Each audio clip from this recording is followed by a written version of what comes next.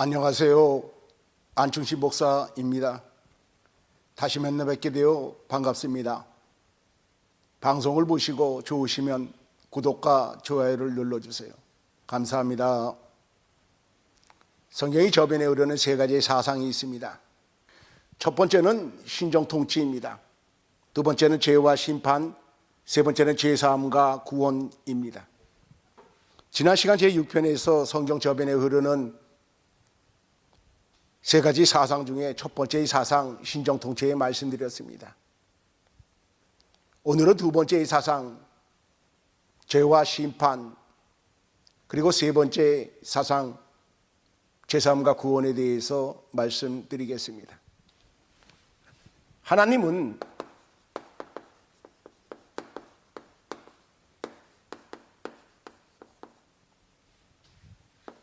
주권을 행사하실 권한이 있으십니다.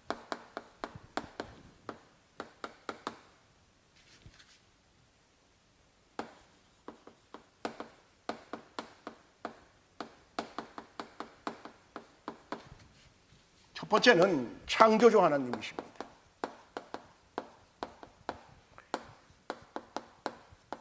만물을 창조하셨고 만물의 주인이십니다.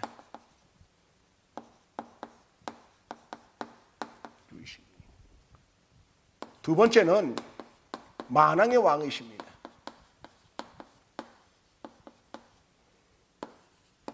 세 번째는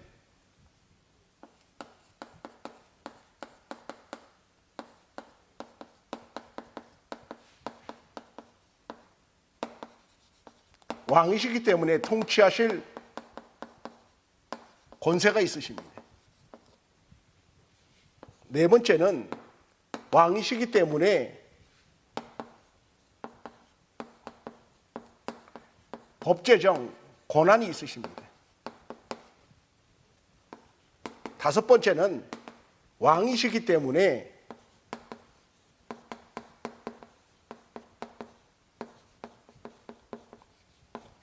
죄사함의 권세가 있으십니다.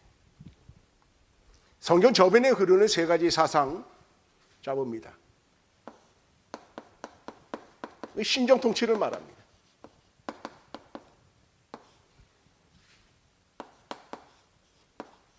죄와 심판을 말씀합니다.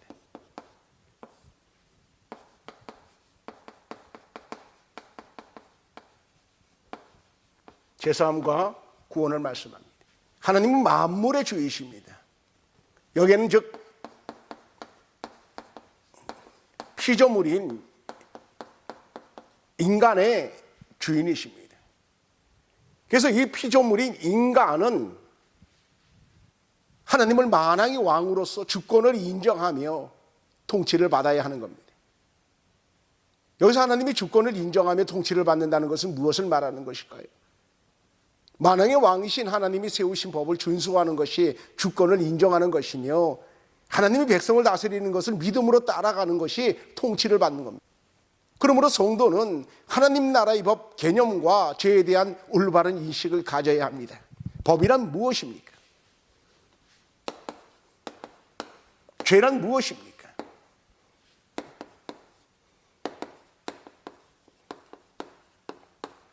하나님이 정하시면 곧 법입니다.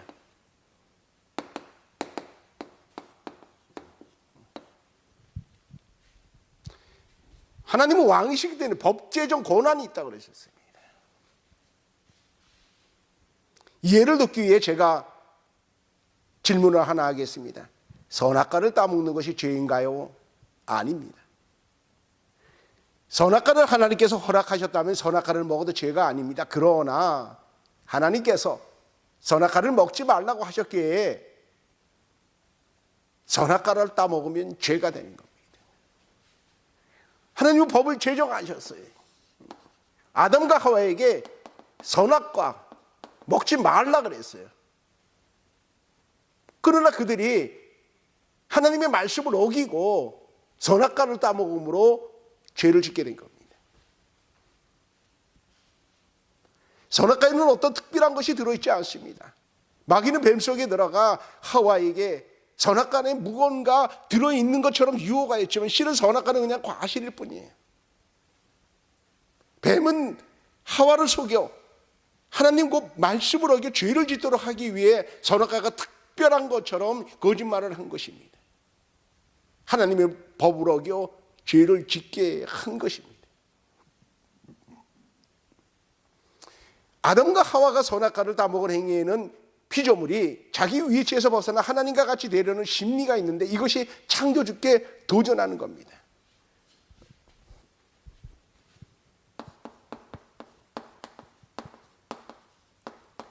피조물은 창조의 그 목적이 있어요. 그 목적이 뭐냐? 그 위치가 있단 말이에요. 자, 봅니다. 하나님은 인간을 창조하셨어요. 그리고 인간으로 하여금 만물을 다스리라 하셨습니다. 그리고 이 인간으로 하여금 하나님께 영광을 돌리도록 하였어요.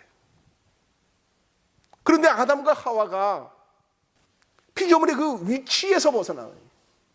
하나님과 같이 되려고.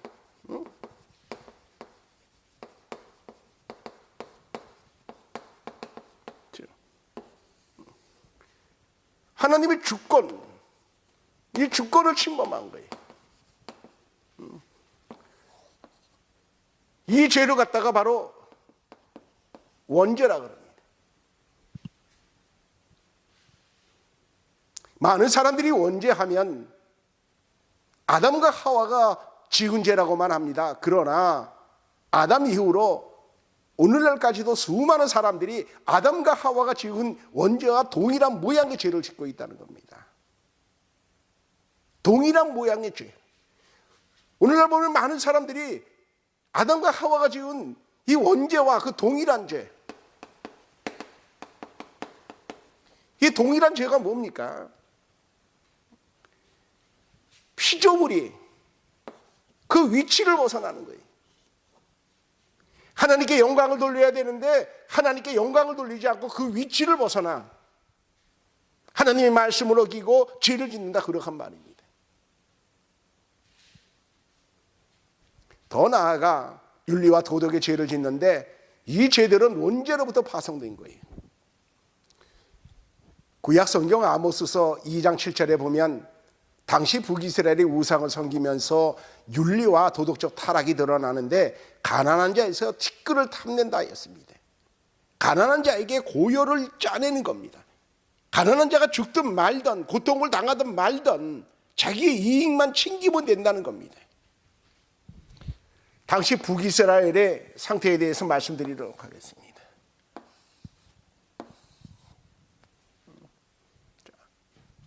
이 그림을 빙상의 일각으로 비교해 보면 됩니다. 당시 북이스라엘은 윤리와 도덕이 타락했어요. 가난한 자의 티끌을 탐낸다 할 정도로 완전히 바닥으로 떨어졌습니다. 그런데 이 윤리와 도덕의 타락은 어디로부터 오느냐? 바로 이 종교적 타락으로부터 오릅니다. 이거 보이지 않는 부분이에요.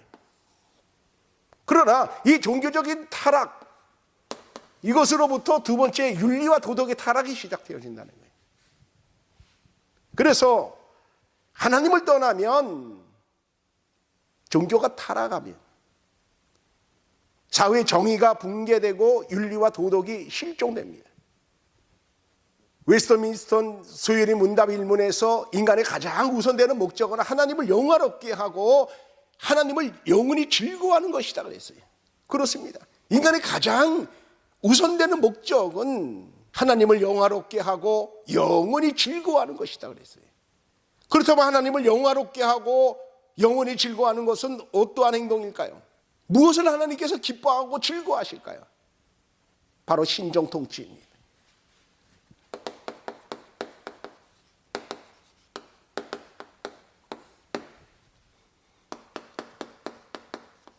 신정통치란 지난 시간에도 말씀드렸어요. 하나님을 믿고 따라가는 거예요. 하나님을 신뢰해야 합니다. 인도하심에 감사합니다.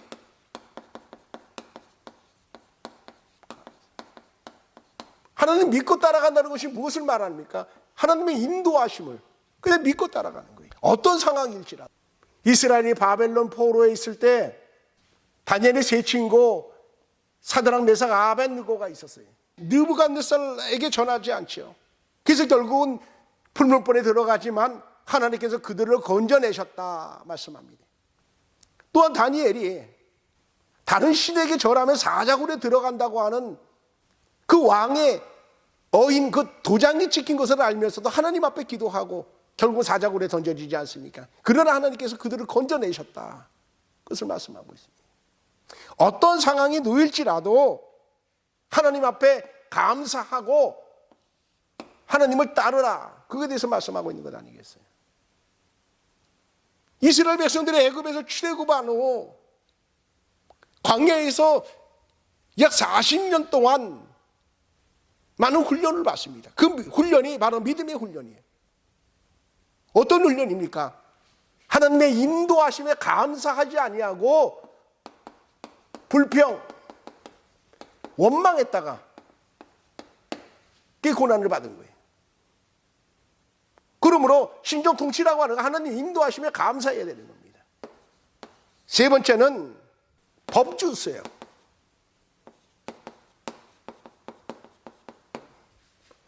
조금 전에 말씀드렸습니다.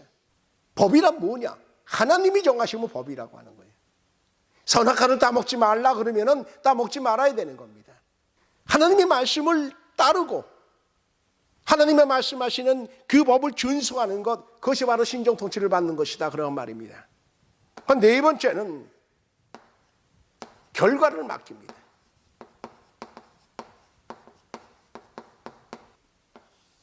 지난 시간에 말씀드렸어요. 우리가 하나님 앞에 모든 것을 맡겨야 되는 것은 바로 하나님의 사랑이다는 거예요. 하나님 우리를 사랑하세요. 얼마큼 사랑하시느냐? 요한복음 3장 16절에 하나님이 세상을 이처럼 사랑하사 독생자를 주셨으니 그랬어요. 독생자를 내어주시는 그 사랑, 그 사랑을 믿는다면 하나님의 인도를 즐겁게 받아들이고 따라가야 된다 그런 말입니다.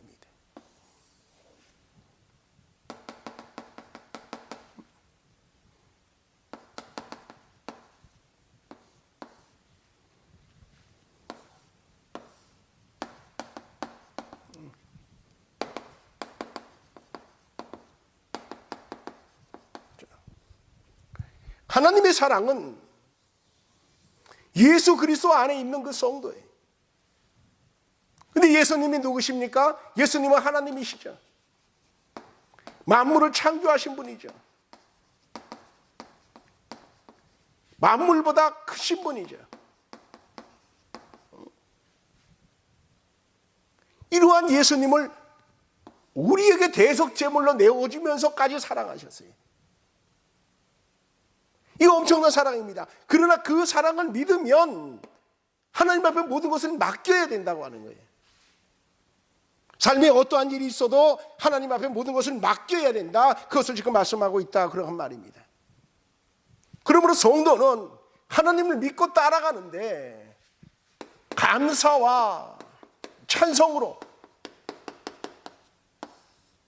영광 돌리며 따라가는 그러한 성도가 진정으로 하나님의 신정 통치를 믿는 거예요. 그리고 따라가는 거예요. 그 성도를 하나님이 기뻐하신다. 그렇게 한 말입니다. 그러므로 어려움이 있을 때 원망불평하지 마세요. 어려움이 있을 때 기도하세요.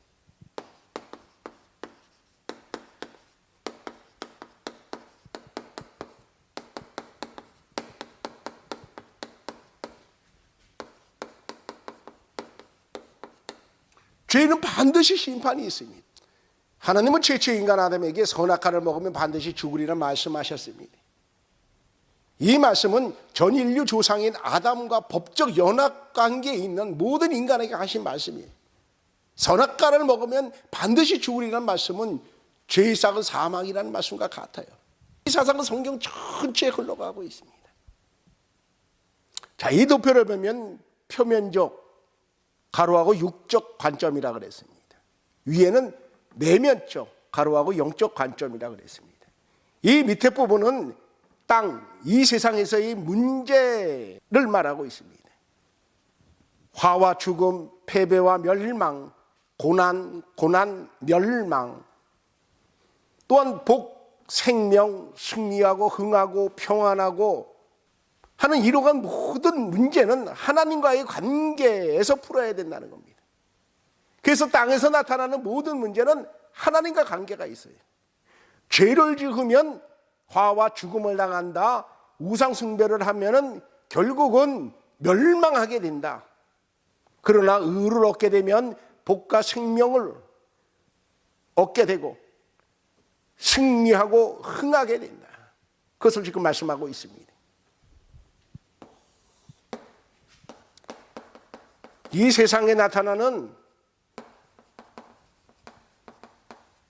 모든 문제는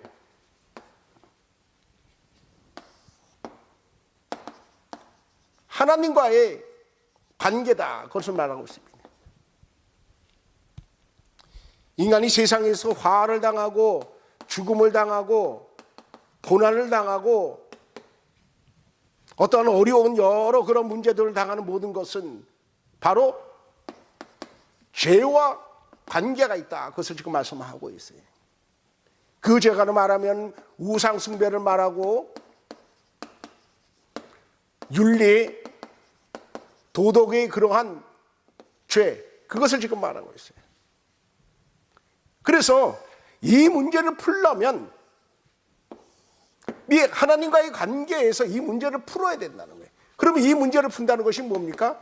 회개하고 하나님께 돌이켜 하나님 앞으로 나가야 된다는 거예요. 그 죄를 짓지 말아야 된다. 그것을 말씀하고 있습니다.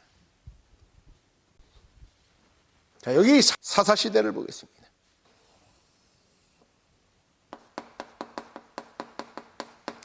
사사시대는 340년간이었어요. 근데 이 이스라엘이 고난을 받을 때, 이 고난을 받을 때가 언제냐? 바로 우상을 숭배할 때.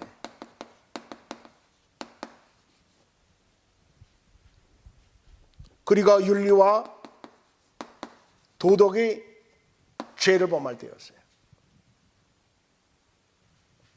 이 고난은 바로 주변 족속들이 이스라엘을 침략합니다. 결코 이 주변 족속들이 강해서가 아니죠.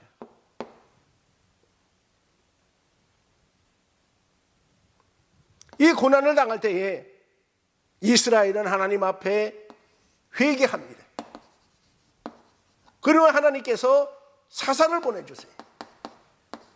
이 사사를 보내서 이 대적들을 물리치고 땅에 평안을 주십니다. 성경에 보면 여러 그 대적들이 나타납니다. 사사시대에는 미디안 족속, 주변에 여러 그런 족속들이 그렇게 나타나는데, 사사시대 이후에도 보면 이스라엘에는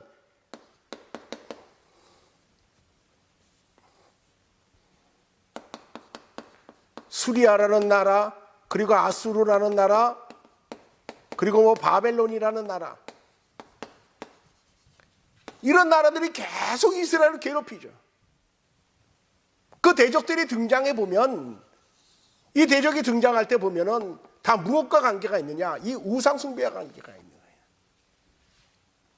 이스라엘이 그 고난을 통해서 하나님은 회개하고 하나님께로 돌아와서 하나님의 신적 통치를 따르라. 그것을 지금 말씀하고 있는 겁니다.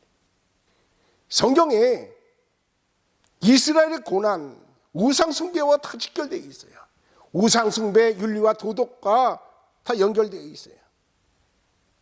그러나 이스라엘이 회개하면 평안이 있습니다. 이 사상이 성경 전체에 흐르고 있다, 그런 말입니다. 세 번째 사상, 죄사함과 구원입니다. 앞에서 하나님은 왕이시기 때문에 법을 제정하실 권한과 죄사함의 권세가 있다고 말씀드렸습니다.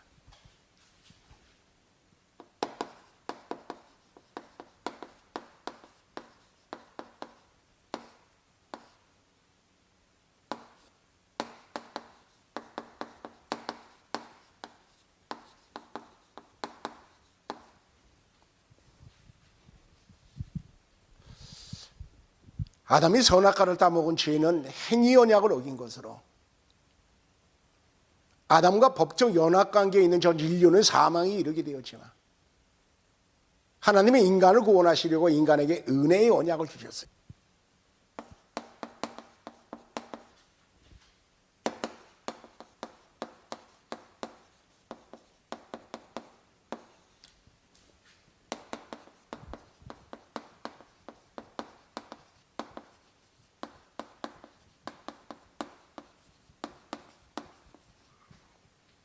선악과를 먹으면 죽는다는 겁니다.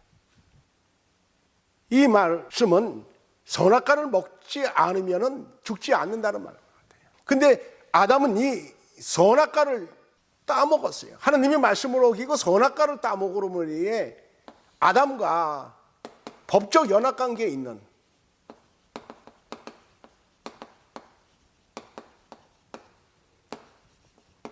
온 인류는 사망에 처해지게 된 거예요. 그런데 하나님께서 구원의 방편으로 주신 것이 바로 죄사함, 곧 제사법입니다. 죄가 무엇입니까? 따르지 않는 것이 바로 죄입니다. 아담이 선악과를 따먹었어요.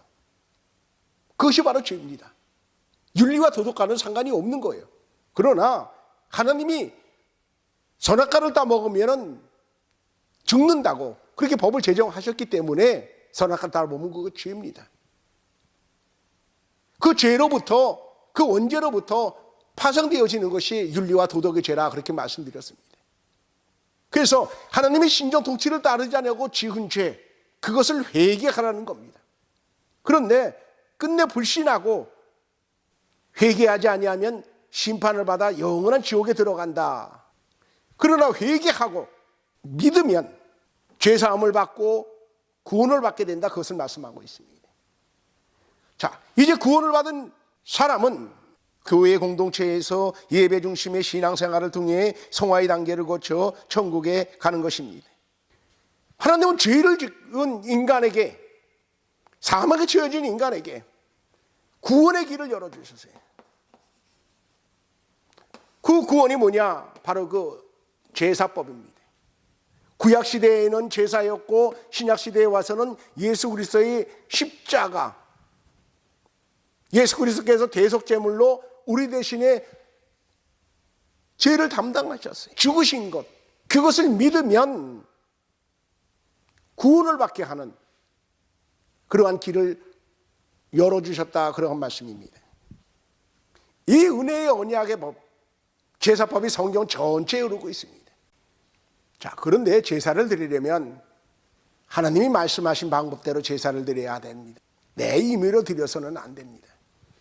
출애굽기 25장 1절에서 6절의 말씀에 보면 성막을 지을 때 내게 예물을 가져오라고 기쁜 마음으로 내는 자가 내게 바치는 모든 것을 너희는 받을지니라 그랬어요. 내가 그들 중에 거할 성소를 그들이 나를 위해 짓되 물은 내가 내게 보이는 모양대로 장막을 짓고 기구들도 그 모양을 따라 지을지니라. 성막입니다.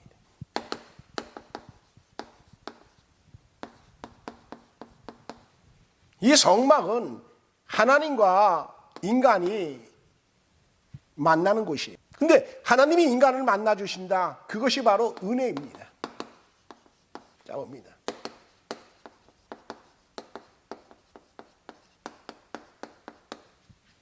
하나님과 인간은 피조물이에요.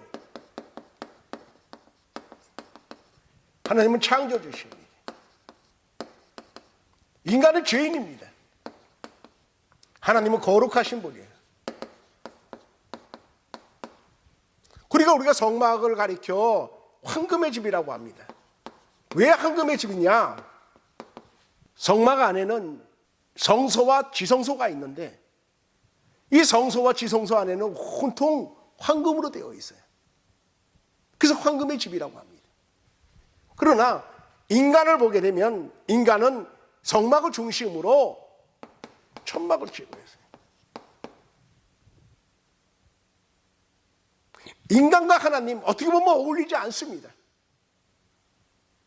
그런데 하나님은 인간을 만나주세요. 그래서 은혜라라고 하는 거예요. 내가 그들 중에 거할 성소 그랬어요. 하나님이 이 성막 안에 거하신다는 겁니다. 그러면 이 성막에 거하시는 이 하나님이 원하시는 것이 있어요. 즉 뭐냐? 하나님이 원하시는 것을 충족해야 된다.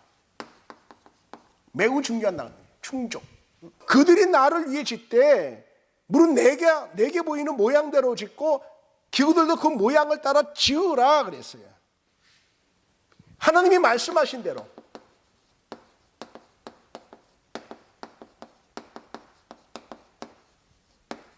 말씀대로 성막을 지으라. 기구도 그렇게 하라. 그렇게 말씀합니다. 그래야 하나님이 충족하시고 여기 머물게 된다. 그러한 말씀입니다. 이 성막 안에서 제사를 드리죠. 근데 이 제사도 임의로 드려서는 안 됩니다. 하나님께서 원하시는 대로, 하나님께서 말씀하신 대로 그 제사법에 따라서 제사를 드려야 된다. 하나님은 그 제사를 받으신다는 거예요. 출애굽기 12장에 보면 유월절에 대해서 나옵니다. 이스라엘 백성들이 애굽에서 출애굽하기 전에 하나님께서 애굽에 10번째 재앙을 내리시는데 그것이 바로 애굽의 모든 장자를 쳐서 죽이게 하는 사건이었어요. 그때 유월절 그 규례대로 잡은 양의 피를 문의 설주와 임방에 바르면 그 피를 보고 죽음의 신이 넘어간다. 사망이 넘어간다는 거예요. 사망이 넘어간다. 그것이 바로 유월절입니다. 근데 유월절에 그 양의 피를 보고 양의 그 피를 보고 넘어간다는 거예요. 그 피를 보고 그것이 출애굽기 12장에 나옵니다. 내가 그 피를 볼 때 넘어간다. 그 피가 유월절 규례대로 하나님이 말씀대로 그대로 지키고 따르고 했을 때 하나님의 말씀대로 그 제사법을 준수했을 때 하나님께서 그것을 보고 죽음의 심이 넘어간다는 거예요. 그래서 이 제사는 하나님께서 인간을 만나주시는 거예요. 제사에는 하나님의 자기 희생이 들어있어요.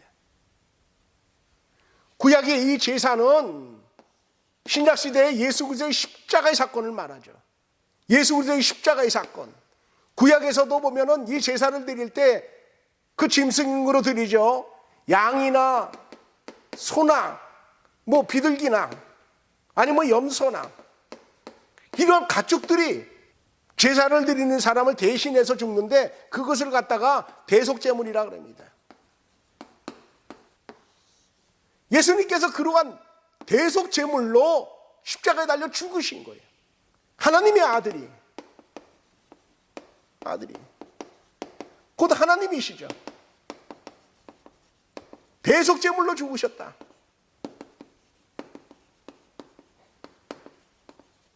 그래서 이 제사에는 하나님의 자기 희생이 있어요.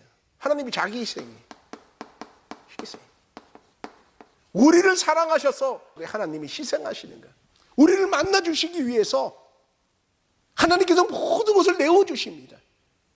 그래서 제사에 보면 하나님의 엄청난 그 사랑이 있어요. 하나님의 그 은혜가 있어요. 자, 성막도 하나님이 주신 그 성막의 설계도 따라 지은 거예요. 그 규격을 보게 되면 이 규경것이 하나님께서 다 말씀하신 대로예요. 그래서 이 제사법엔 상당히 엄격합니다. 우리의 임의로 들여서는 안 돼요. 성막이 엄격하고 그 규격이 있고 그대로 지어야 되고, 또한 제사를 드릴 때에도 엄격합니다. 그 제사법대로, 성경에 말씀하신 그 제사법대로 드려야 하나님께서 그 제사를 받으신다는 거예요. 구약시대에는 성막에서 솔로몬 성전으로, 스룹바벨 성전으로, 헤롯 성전으로 성전이 이전되는 변천사가 있습니다. 광야시대의 성막, 그리고 가나안 땅에서 솔로몬의 성전, 그리고 포로시대 돌아와서 스룹바벨 성전, 그 후에 스룹바벨 성전을 허물고 거기에 헤롯 성전이 지어진 겁니다. 광야시대의 성막과 솔로몬 성전과 스룹바벨 성전은 하나님이 뜻하신 대로 지어진 성전이고요, 정치적 목적으로 재건된 그러한 헤롯 성전이 있습니다. 솔로몬 성전은 바벨론 제국에 의해 파괴됐고요, 헤롯 성전은 로마 제국에 의해서 파괴되었습니다.